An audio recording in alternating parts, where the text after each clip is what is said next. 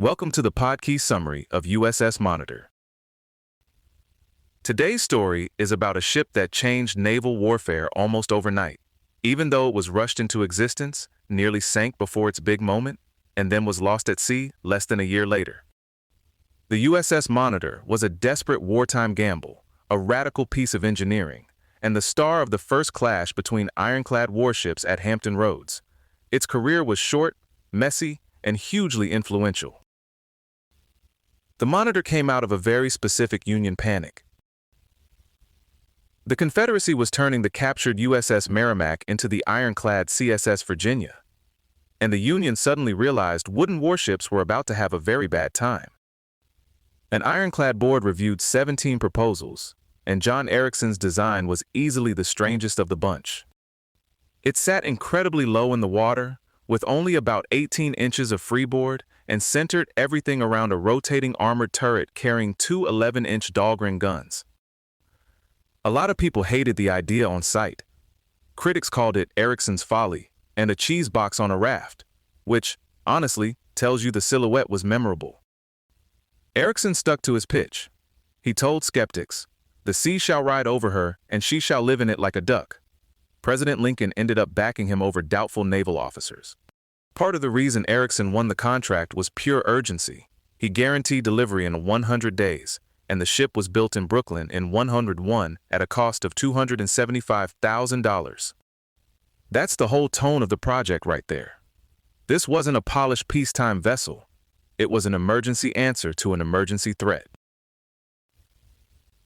What made the Monitor revolutionary wasn't just the armor. It was the turret.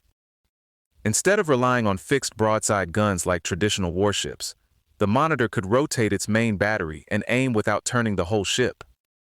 In testing, that turret could make a full rotation in about 22.5 seconds, which was a dramatic break from conventional naval design. That basic idea turned out to matter far beyond one battle. The Monitor effectively established the Monitor type and helped push turreted warships into naval thinking around the world for decades. The famous moment came on March 9, 1862, at Hampton Roads.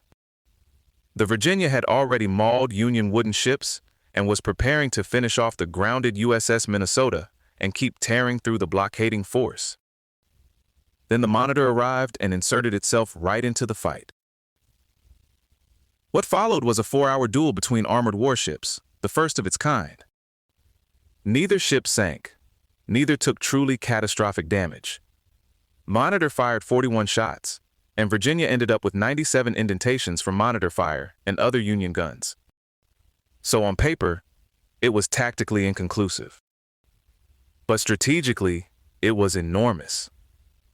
The Monitor stopped Virginia from continuing its attack and helped preserve Union control of Hampton Roads. And maybe just as important, both sides now had proof that the age of the wooden warship was in serious trouble. In the North, people caught what was called Monitor fever, and around 60 improved ironclads were built during the rest of the Civil War. One reason the battle ended the way it did is that both ships were hard to kill in exactly this kind of close, protected water fight. The Monitor's armor and tiny target profile made it exceptionally difficult to destroy. At the same time, its own firepower wasn't used at full potential. Its guns were operating with reduced powder charges, which limited penetration. Virginia's commander later believed the Monitor might have sunk his ship with better hits near the waterline. So the margin here was real, even if the result looked like a draw. And inside the Monitor, things were not exactly smooth and elegant. The speaking tube between the pilot house and turret failed early in the battle, so messages had to be relayed by hand. When turret controls malfunctioned, the crew improvised by letting it rotate continuously and firing on the fly. That's advanced naval warfare meeting, very old-fashioned problem-solving. The hard truth about the Monitor is that the same features that made it impressive in combat made it dangerously vulnerable on the open ocean. That ultra-low freeboard, the heavy turret, the machinery packed into a shallow hull, and the awkward seals and vents all created major seaworthiness problems. Even on its first trip to Hampton Roads, the ship nearly turned into a disaster before it ever saw battle. Water came in through the gap between turret and hull, through hatches, vents, and funnels. Flooding loosened ventilation belts. Boiler fires went out, toxic fumes built up, and much of the engine room crew was incapacitated. The steering gear failed in rough water too, and the ship had to seek help from its tug. So while people remember the Monitor as this sleek symbol of modern war, the real vessel was also a very temperamental prototype that kept asking its crew to invent fixes in real time. After repairs and service on the James River, the Monitor got orders that many of its crew already feared were a bad idea. In December 1862, it was sent toward North Carolina, even though it really was not a seagoing vessel. On December 31, under tow by USS Rhode Island, heavy waves overwhelmed the deck and pilot house. The pumps failed, the tow line was cut, and the crew did everything they could. They rigged steering atop the turret, worked hand pumps and bucket brigades, and even tried to steady the ship with its anchor. It wasn't enough. The Monitor capsized stern first and sank off Cape Hatteras. 16 men were lost, and 47 were rescued. It's a brutal ending, but it also clarifies the ship's central trade-off better than any design memo could. In a duel, it was hard to destroy. In a storm, it was precarious. There's also a human side to this story that deserves more attention. A crucial warning came from Mary Louvestre, a freed black woman from Norfolk, who carried word through Confederate lines that Virginia was nearing completion. She concealed a Navy Yard warning in her clothing, reached Washington, and persuaded Secretary Gideon Welles to speed up Monitor's deployment. And Erickson, for his part, gave up his Monitor patent rights to the U.S. government instead of trying to profit from them, calling it his contribution to the Union cause.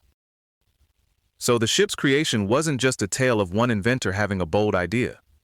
It was industrial speed, government pressure, intelligence work, and personal sacrifice all piled together. The Monitor's service life was short, but its legacy was long. It forced navies to rethink what a warship could be, and it helped push the world toward armored, turreted vessels. Its wreck was discovered on August 27, 1973, about 230 feet down off Cape Hatteras, lying upside down. In 1975, the site became the first U.S. Marine sanctuary. Later recovery efforts brought up major pieces of the ship, including the propeller, engine, guns, and the 120-ton turret. The remains of 2 unidentified sailors recovered from the wreck were buried at Arlington National Cemetery in 2013. That feels fitting for a ship that was both a technological breakthrough and a very real workplace for men dealing with heat, fumes, leaks, panic, and impossible weather. The Monitor is one of those inventions that looks clean and inevitable in hindsight, but in real life it was rushed, risky, awkward, and transformative all at once. It changed naval history in a single famous battle, and it also reminded everyone that a breakthrough can still be fragile. This episode was generated by Podkey. Create your own at podkey.fm.